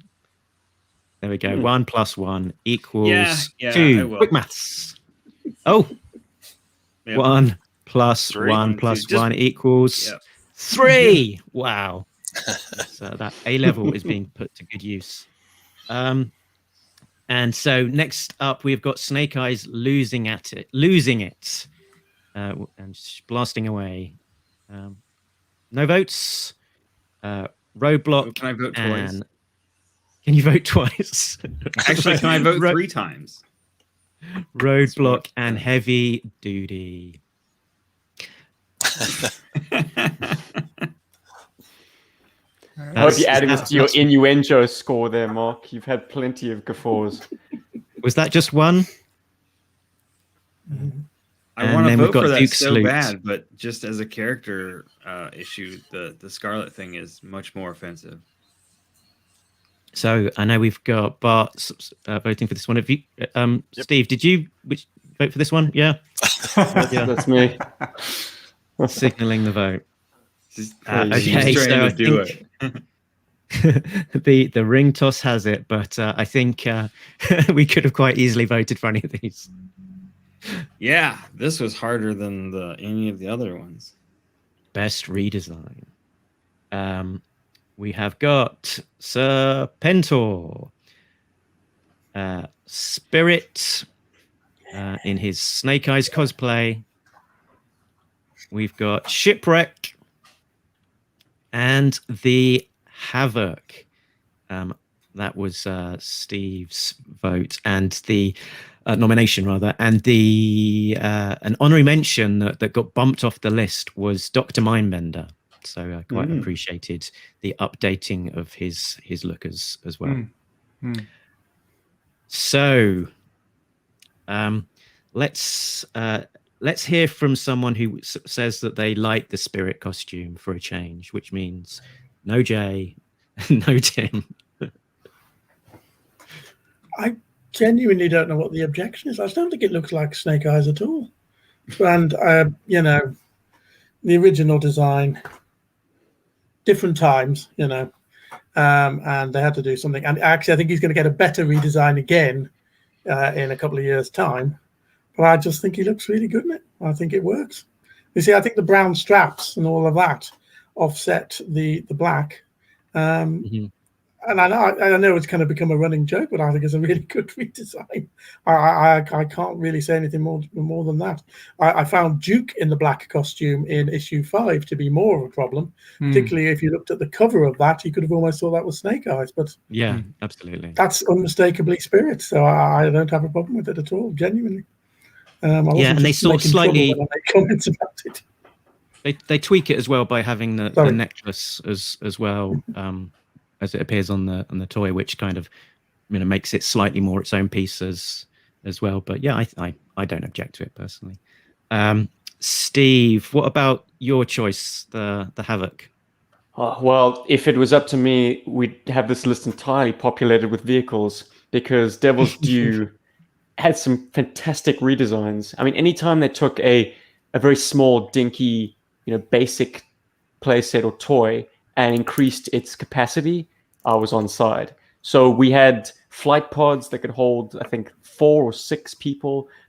Destro's AGPs became like his chariots of choice for like intercontinental travel, because it could hold numerous troops. And the Shark had about 6 seats in it as well. Shipwreck's climbing out of a Shark in that image that we've got. Terrific. But the Havoc takes top honors for me, because the Havoc was a mess to begin with. Oh, Sergeant Slaughter is going to oppose me on that. And the Havoc doesn't have anything orange on it, so that's good. They've doubled its size in this image. I mean, it is half of a Havoc, but what you could see if it was blown up was the fact that the crew in the cab can actually sit upright. The front guns are now like rotary barrel cannons instead of those weird orange mortar things. There's a troop capacity in the back. Yeah. The top turret, exactly. Roadblocks up there, and he's got plenty of armor, but also good visibility. And they move the articulation point, like on the Havoc. It's weird. No tank does this. The 2 sets of tracks are steerable, which is so awkward. But in this redesign, it just like an articulated truck. It can kind of articulate like that. You know, the just behind where the cannon is, it can articulate, I suppose, to increase its maneuverability and hardiness. It's fantastic. And it still has the little hover scout craft, which it shows off in one little panel. I wish Brandon Badeau had more time to really tease out his design. But yeah, in the way it appears in the issue itself, you sort of only see bits of it at any one time. There isn't a single great shot just sort of showing everything. It's why we've got this funky half shot to display. So that here. Wasn't an actual toy. That was just something that Badeau. This was a comic redate, comic only update. Yeah. There was no. Yeah, they never updated the toy. I wish they did. I would have bought looks cool out of this. Yeah. I very much appreciate S. Jubbs's thoughtful explanation and all that, but Sergeant Slaughter's Slaughterhouse is right.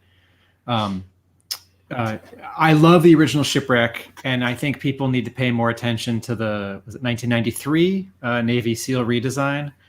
But this one manages to sort of combine those two, but also give him something to do on land that doesn't look silly. And speaking of looking silly, I won't vote for Serpentor, because to me, this is a Serpentor's redesign here is a like exciting redesign, but it's too much, which is for me a lot of the like the Devil's Due problem and some of the sort of G.I. Joe toy problem of like 2003 to 2006. There is an elegance in simplicity, and the original Serpentor is not simple, but compared to this, it is. I vote Shipwreck. Okay, let's go for the vote then. So, who's for Serpentor? We've got The Transformers. Yeah, it's cool, but maybe not incredibly functional. It looks like it's very heavy. You'd be around a bit like that. What's his alt mode? A snake. He changes into the other half of the air chariot. He's actually a Micromaster. He's actually a Micromaster combiner. It's a little Transformers joke for my Transformers fan friends out there. No, Okay. isn't he a Duocon? Oh, very good, very good. Yeah, click them together. Okay, Spirit. Although Shipwreck runs him very close. One. Very. Or you can give it a half vote. One. And you can carry over one to the Give Shipwreck. Shipwreck half a vote. Here we go. Half for Spirit and then half for Shipwreck. Who else is voting for Shipwreck? Sorry. For Shipwreck? Yeah. Yeah, I'm voting for Shipwreck. And me too. There we go. So it's looking like it's going to carry it. And Steve, lonely over here on the end with Represent. yeah. And this is the point I was trying to make here, that Serpentor is 300 pounds of solid gold. You know, it's Well, so it's it a looks weighty like battle armor. Some of the problem with this Serpentor redesign is the coloring, but most of it is I think what I already said. over design. Yeah, it looks cool in the right light, but yeah, you know, It's even got an poor arc artist reactor. that Jeez. poor artist that has to draw this every panel that he appears on. Next up, best new character. Not too much of a fanfare for the introduction of these ones. We have got Kamakura, Overkill, Overlord, and Zanya. How'd the Green Power Ranger get in here? Does Overkill count as a new character? Well, Overkill's He a new has a new character. code and name, the so that's a Saw- new character. Yeah, Saw Viper's not, but yeah, new name, new look. Yeah, so yeah, we'll let it in. We'll let it in. So let's go through each one and with the hands up for votes and chip in with comments as we go. So Kamakura making a big entrance in issue 1. Lots of story to come from him, but what did we think over these first few issues? Anyone picking him as a favorite? No, I'll put my hand up. Yeah. I think I will too as well, actually. So I think he's going to get 2. I think he's fine. I never quite understand why people don't like him very much, but he's not the best of them. I think I have an idea why people don't like him, and that it feels unearned, and that it feels like a gimmick. That if Snake Eyes is going to have an apprentice much earlier than happened, because then that apprentice needs to do interesting things and as a character prove his worth, and then Snake Eyes needs to do things that indicate that he should have an apprentice. And without and I know that Kamakura does things later on, but it feels like a gimmick, and it feels like, oh, this would be cool if Snake Eyes had an apprentice, as opposed to how can we make this character earn his place. So I appreciate that the character has become popular, and kudos to Blaylock and company for making this character who then becomes a toy and is beloved. And I have some sympathy for the fans who are bummed that, as the previous comment just said, like the character is basically erased. But I don't like the character. And yeah, it was interesting from what Josh Blaylock was saying as well, that Kamakura was almost less about creating a new character in of himself and more about the signifier of what that means for Snake Eyes. In that he's, as you're talking about, Tim, that it means that he's a master. It elevates him because he's got an apprentice, a sort of almost a Star Wars idea that you kind of move up and become a master and get an apprentice. Overkill. Who's putting their hand up here? So Bart, why do you like Overkill? They brought back somebody and gave him a personality. I mean, this dude, from what they say, is clearly deranged. So he could have had a lot of potential in this series to just be a thorn in everybody's side, good guy, bad guy, because I think he's clearly out for himself, but he's just there to make a buck, and it gives him an excuse to kill more Joes. I could easily see him turning his back on some Cobra guy, tells him to do something. He's like, screw you, pops him in the back of the head and walks off. A Cobra commander could be like, why'd you do that? And he just give him some BS. And because he's such a badass, Cobra commander would be like, okay, fine, whatever. I mean, it's kind of like Major Blood Jr. With a higher body count. I mean, he's the deadliest Cobra there ever was. I think I've been persuaded. I'm going to put in a vote for Overkill as well. That insane grin. I think the only flaw is if anybody was going to be killing characters in The Last Stand, it should have been him. Quite honestly. And he's got that RoboCop black uniform kind of thing going for him. Yeah, he was drawn, nicely with a sort of like a kind of wild grinning overbite and sort of, Captain Marvel style slitty eyes, and he was introduced in quite a cool way. Overlord, for me, he was just looking a little bit too much like Serpentor and not really quite developed enough as his own character in his appearances. But reusing an otherwise ignored toy. Have we got any votes for Overlord? Silence.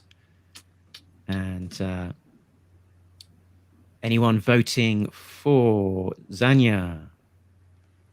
So I have never liked this character, and I continue to not like this character, but she has earned her place in these issues, right? If we're jumping ahead, if Zartan is older, if the Dreadnoks have expanded, in a different take on this story, like you wouldn't have Zanya, you would just have Zarana like doing these same actions.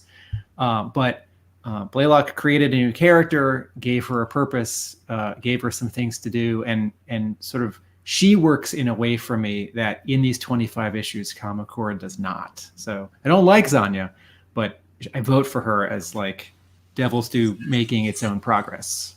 So hand up. Okay. He could have did the same thing with Xandar, and we see what happened with Xandar. Had he given Xandar some purpose and Zartan put him underneath his wing, he wouldn't have went to the coil. True. So we've got Overkill and Kamakura.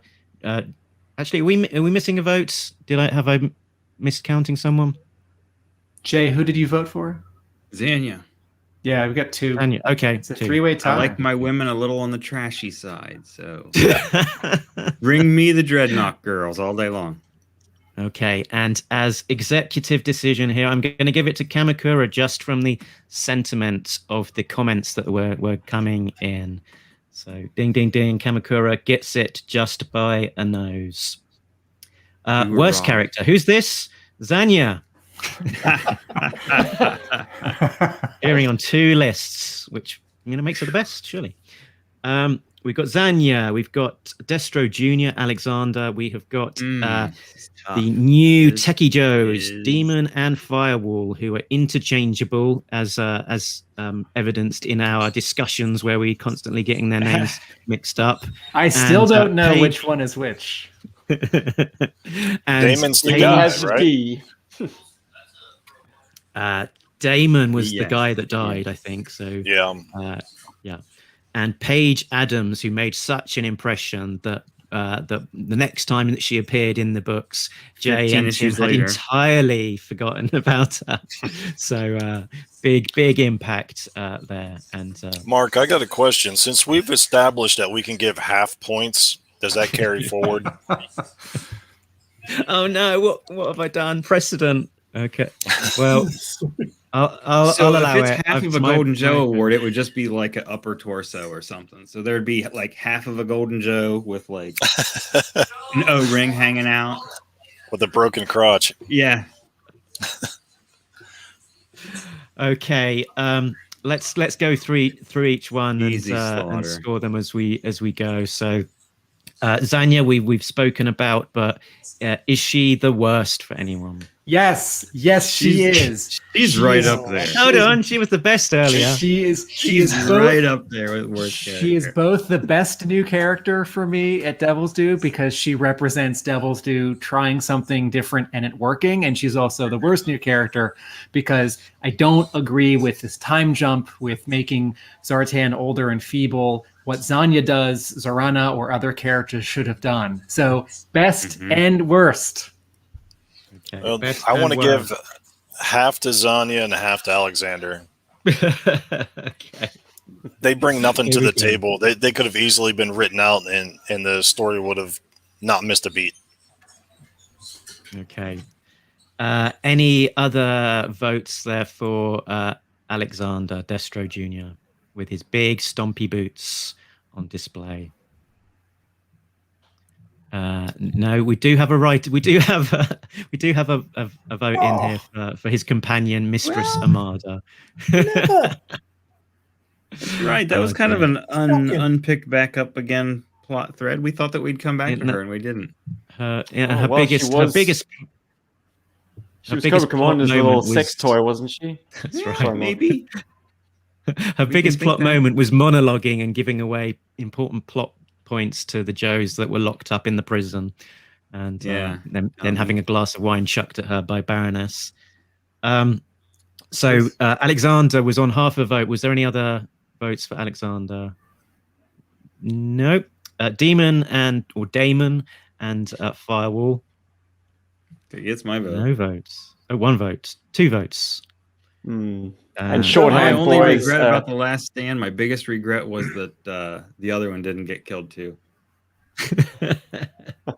So we are up to, They killed the right we're one. up to 4 votes. So by my maths, that should mean that we should have 2 to come. So Paige Adams, is that 2? There we go. So Paige She Adams caused such gets hideous confusion in the cabal where I can't. Biggest problem is I can't keep track of the characters, and she's the biggest problem because I have no idea who's been captured at any point in the cabal. That might be an artwork problem, but I'm going to blame her for being in the story at all. Yeah, I'm on exactly the same point. Her inclusion is completely superfluous and only adds confusion. I'm gonna in Mark's and my episode on issue 284 of A Real American Hero, I made the comment that in gunplay, it's actually quite difficult to hold 2 guns and to have any accuracy, but it's a cool action movie thing. And look at Paige Adams right here, right? Not only is she holding 2 pistols, she's cross. It's like she knows she's in a cool comic book as opposed to a character or anything remotely grounded. She's dumb. And she's not looking down either barrel. Look, well, it looks like she's got her eyes closed. She's using She's the just force. holding gangster style. Been a lot nicer. His eyes, they're closed. Good grief. Okay, so we were drawn on Damon and Firewall. Let's go over to someone that voted Zanya and Alexander to have the deciding votes. Oh, you want Tim, me I'm going to give you executive decision here. I think that there's some sort of simmering dislike amongst the fans for Damon and Firewall in a way that there isn't for Paige Adams, because I think there's a collective amnesia for Paige Adams because she's not important, and the comic tried to make Damon and Firewall important. I would give the award to Damon and Firewall. Damon and Damon Firewall are and cousin Firewall. Oliver from Brady Bunch. Oh dear. Okay, so what do we have next? Best Nit-pick. This is the one. This is the one. This is like Tim Finn, the category. Does Duke come back with the forehead salute? No, he's not back in this one, but of course we do have a song for it. So here we go. Na na na na na na na na na na na na na na. Na na na na na na na na na na na na na. Here come the nitpicker, Timmy Finn, analytical prankster, Timmy Finn, picking holes in your colouring, Timmy Finn, still love G.I. Joe. Timmy Finn. No, he won't lie. Yes, he Testify. Anyone can see there's some Criticism. Anything that he don't know ain't a thing that's worth to know. Pull him back and let him go. Criticism. Here come the nitpicker, Timmy Finn, analytical prankster, Timmy Finn, picking holes in your colouring, Timmy Finn, still love G.I. Joe. Timmy Finn.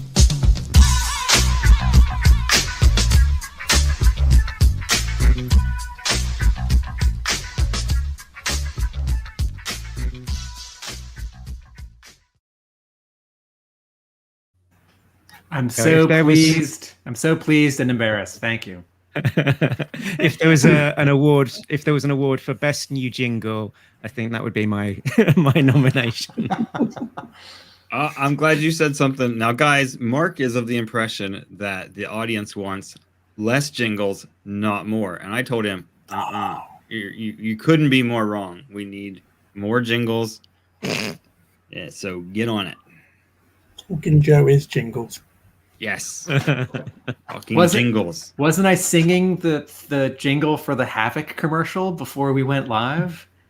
Yes, more jingle. Not a fake jingle, the actual 1986 commercial. More jingles. Amazingly from memory.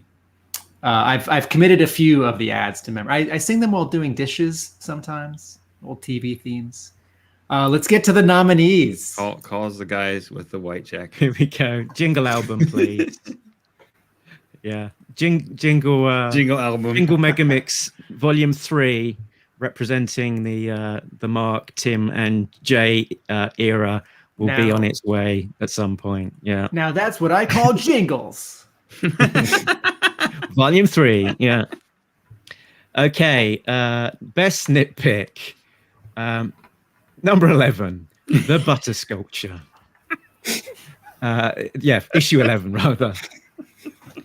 So, Tim, do you want to just remind us what what a butter sculpture is? Computer coloring in comics, really shows up in the early 90s, and there's a difference between people who know how to paint, who know how light behaves, and people who know how to use the program Photoshop. And when you get people who know how to paint using Photoshop, you get really good coloring in comics. But there are a lot of comics that just are colored by people who know Photoshop. And behind, it's Heavy Duty, right? Behind Heavy Duty here is Smoke in downtown Chicago. And the coloring is overly rendered. There are the highlights are too bright, and the differences between the brights and the darks is too great. There's too much contrast. So as opposed to looking translucent or wispy, as opposed to fading into the background and not drawing attention, this is very bright and looks very solid and is very distracting. Okay, there we go. It's the butter sculpture. Richard, do you get it now? Do you see that? I know exactly what you mean.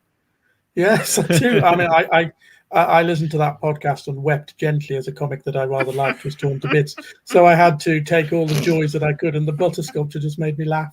So I liked it. I just liked it. Is that why Heavy Duty's wearing purple? And we'll talk. This will come up later, but the officer here has got a giant torch on her chest and wrist, and this house seems to be on fire behind them.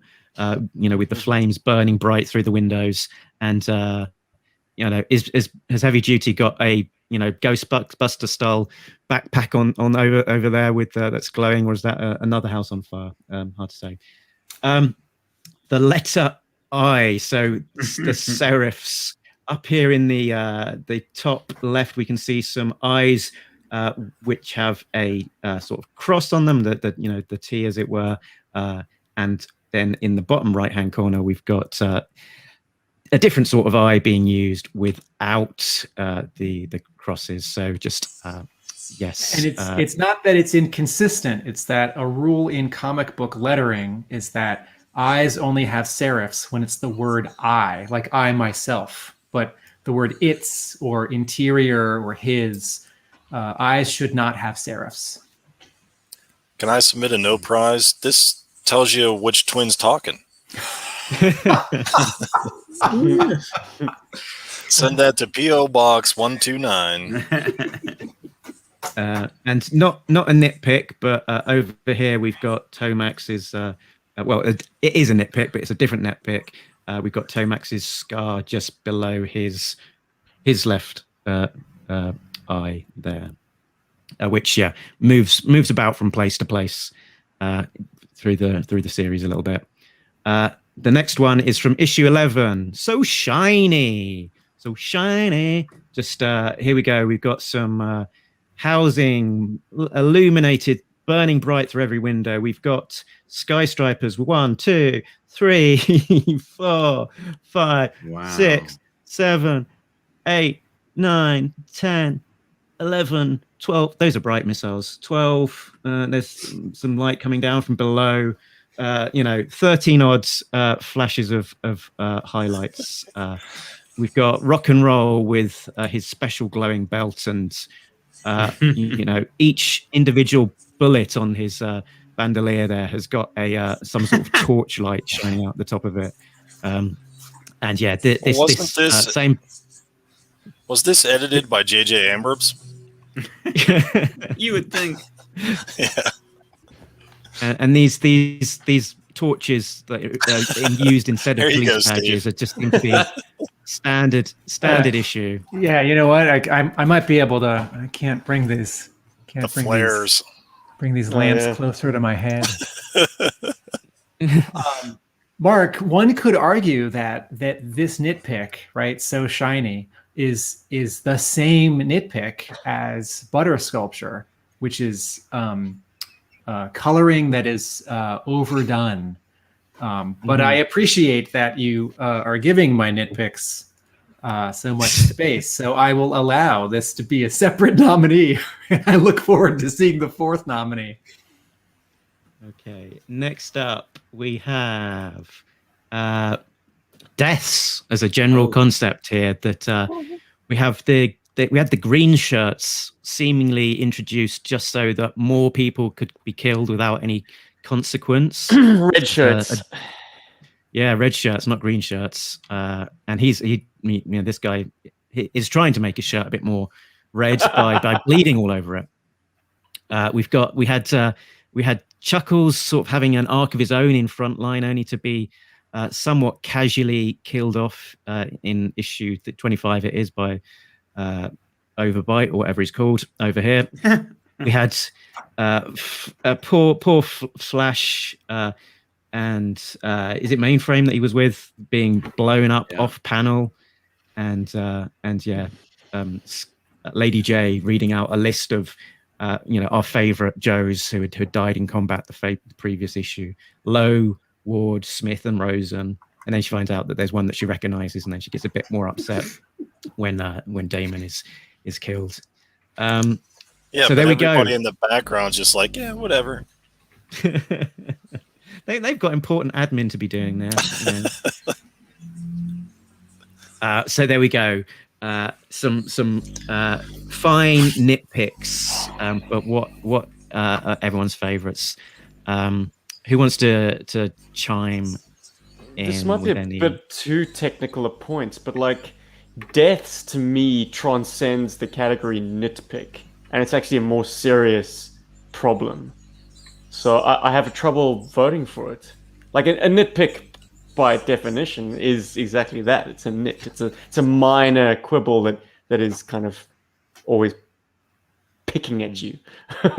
Whereas the deaths, anytime it was tabled in the podcast, I caught myself agreeing wholeheartedly. I was like, this is a serious problem with the inclusion of these throwaway characters. They're literally doing nothing but offering up their lives. And so that named characters can escape with impunity. Exception being that very, very abrupt dispatching of Flash and was it Mainframe? No, was it Mainframe? Yeah. Or Tripwire? Was it Sci-Fi? No, it was Mainframe. What? I think it was both laser troopers in one fell swoop. Oh, the humanity. Yeah, no, that's hardcore. So yeah, I don't know. I think S-Jubs makes a good point that there might be another category, which is sort of best overall thematic contribution or best like creative decision that Devil's Due made, you know, like hiring J. Scott Campbell or like getting Mike Zeck back or like introducing new characters or jumping ahead several years. And then the mirror side could be like worst overall Devil's Due decision or like greatest sin of the devil. And yes, and deaths might be one of the nominees in that category. Mm-hmm. So I clearly am in a category of my own. I'm going to be very careful what I say. I'm quite serious when I say this. I'm going to be very careful when I say this because I'm conscious we've got a real military man here. I don't think there's enough deaths. I mean that quite seriously. It's a military book, and I kind of like the characters dying, and sometimes not necessarily in a horrifically heroic way. I think that makes it real. I loved Mainframe and Flash's deaths. I thought they were tremendous, and I know it's not wasn't popular, and I remember quite a lot of bad feedback at the time. I do agree with the killing off in the early issues of Nameless Joes, which all looks a bit sort of nondescript. But I do honestly think that more people need to die in a military book. Otherwise, I'm not sure there's a great deal at stake. I mean, yeah, but it's sales. You know, everybody's somebody's favorite, and you killed my favorite. I'm not reading your book no more. Oh yeah. Oh, I understand that absolutely. I also, because these are legacy characters, you know, like in Batman, in the Joker's first appearance in 1940, he dies at the end of that story. But he's so popular, he comes back a year or two later, or less than a year later, and you know, there are all these characters in like non-G.I. Joe comics, you know, like Batman sidekicks or like famous Avengers villains or famous Avengers who have died. And I feel like sometimes that's the writer running out of things to do. Sometimes it's the writer trying to make a big impact. And it often does make a big impact there. And then, you know, 5 years or the writer feels like they've got nothing left to do. Right. And then 5 or 10 years later, that writer's long gone and there's some new writer who comes along and they really want to use that character and they either can't or they have to like come up with a reason to bring that character back, which is some like acrobatics. And so I've said this before in the podcast. I feel like generally writers shouldn't kill characters because these characters are going to stick around hopefully for years and years and years. And whoever's writing that book is not the last writer who's going to write those characters. And Richard, I take your point, and going back to the Marvel run, you know, when a character did die, it really meant something. But I think it has to be done cautiously and only occasionally. And I think there's too much of it in the Devil's Due run, actually. Can they kill a character, bring that character back, but have a different name? They've done that before. Yeah, it's not the same person, but it's the same code name. You know, the sneak peek thing went down very badly. Yeah. So. They just killed him again. Yeah. Sneak peek, probably the character killed most in G.I. Joe chronology. There's never a correct answer to this. Yeah, but I think the Flash and Mainframe death was not quite as bad as possibly some of the other deaths. Bad, but in terms of, you know, it meant something a little bit more. The reason I singled it out was possibly just a slight misstep in the execution, because when we were discussing the issue, there was even a bit of confusion about, hold on, did they actually die? You know, and if it's you know, done in such a way that there's a little bit of lack of clarity about whether they even died or not, it sort of takes away a bit from that you know. Yeah, maybe the nitpick here isn't all of the deaths. It's like the clarity of the storytelling of this one death or this other death. I just wanted to point out that, you know, not necessarily there has to be a changeover of creative teams for characters to be resurrected.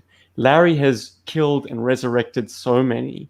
Cobra Commander, he has killed and resurrected Dr. Mindbender. He's killed and resurrected Dr. Venom. He's found ways to resurrect all of his darlings. I'm waiting for Snake Eyes to come back. It's gonna happen.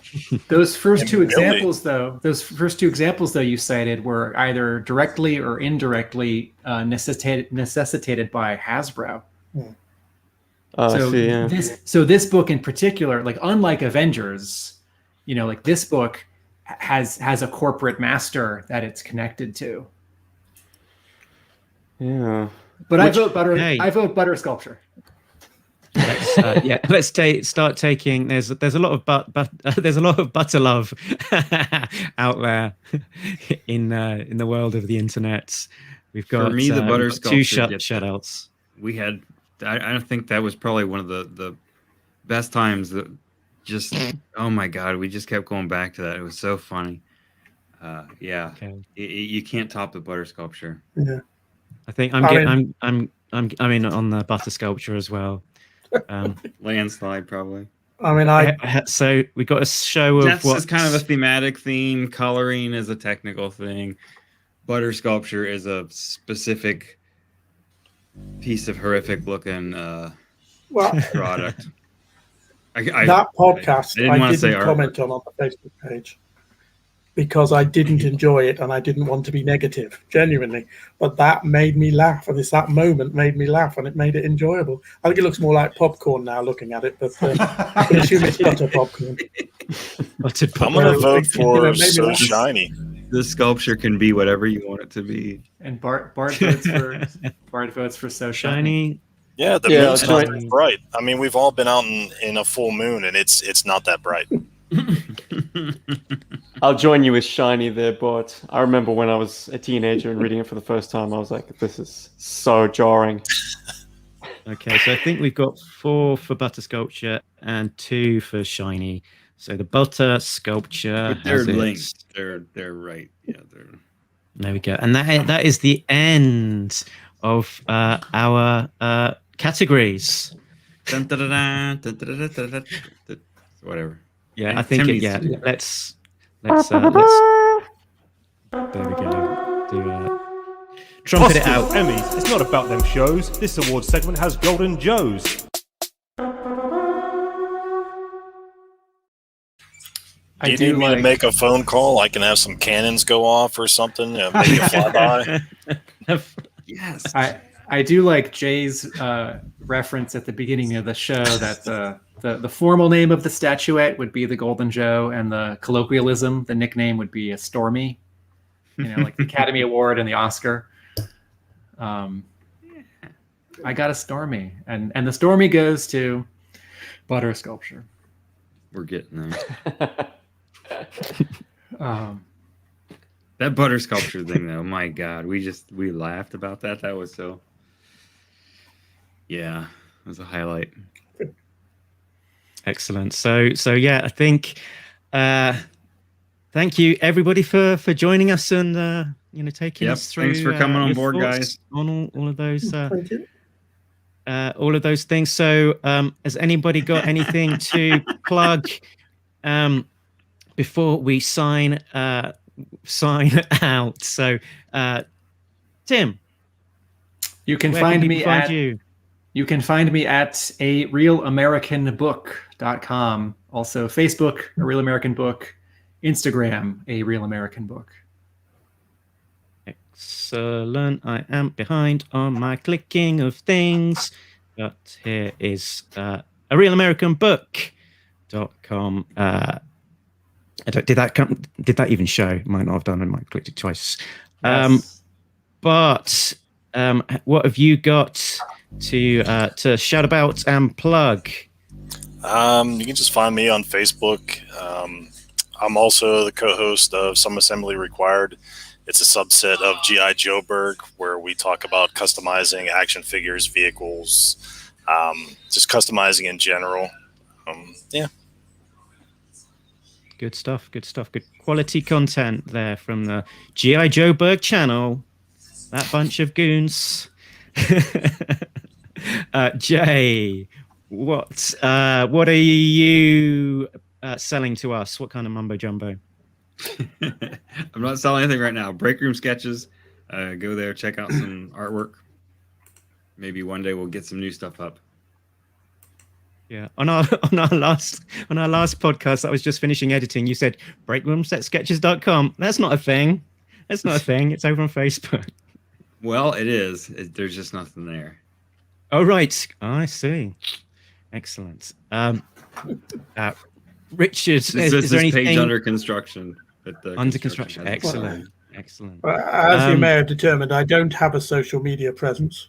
And unless you're interested in amateur theatre in the northeast of England, then you'll never have heard of me. So I have nothing to promote. I'd just like to say thank you. And I will promote the next 18 issues because they're brilliant. Excellent. We are looking forward. Thanks for coming on board, Richard. Thank you. Good to have you on after all of your valuable input and comments over on the Facebook page. I'll keep punching against the wall without any sound effects. Chubb.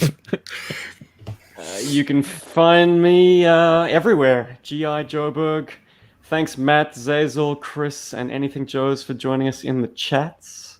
Much appreciated. Good swing votes. And thank you, Mark and Talking Joe, for having us. It's been a blast, guys. Thank you, everybody, for joining in on the comments as well and following along. And I think that is everything. I'll thank our Patreon contributors. You know who you are. Richard, Sam, Jay, Bill, Christopher, and Justin. And join in if you want. When all's said and done, you can catch us down the road. Because we've been Talking Joe. And we're all out of Joes. That's Bye, right. everybody. Yeah, baby. Thanks for having me. Thank you very much. Laters.